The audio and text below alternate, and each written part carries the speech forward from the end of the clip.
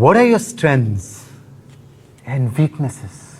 Sir ये सबसे चूतिया सवाल है सर. सबसे पहले तो स्ट्रेंथ है ही नहीं. In English, please. I'm telling you.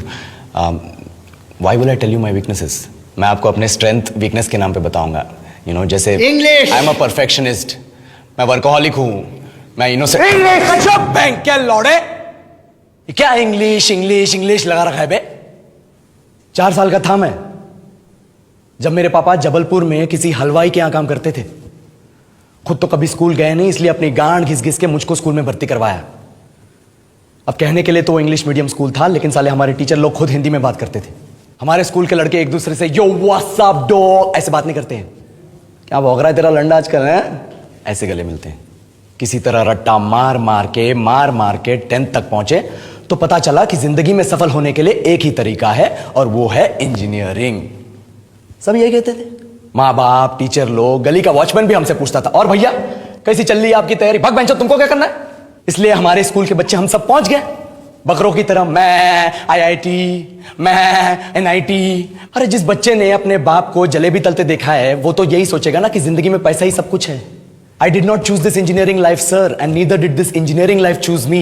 It was shoved down my throat by my teachers while my hands were tied to my back by my friends and my parents watched in silence. और English सुनेगा तो मादरचोद तो सुन.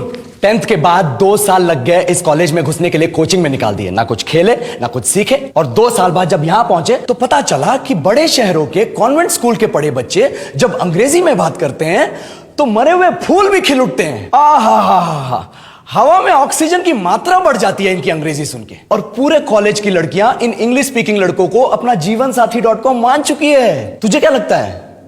मुझे कभी लगा नहीं कि मैं अपनी अंग्रेजी पे काम करूं, अपने पर्सनालिटी पे काम करूं. बहुत लगा. ये चूतिया इंडस वैली सिविलाइजेशन का जो एजुकेशन सिस्टम बिठा के रखे हो, जिसमें हर साल में 10 सब्जेक्ट, हर सब्जेक्ट में theory, practical, viva, lab work, external, internal, majors, minors, assignment, project, thesis, गांड मार के रख लिया हमारी.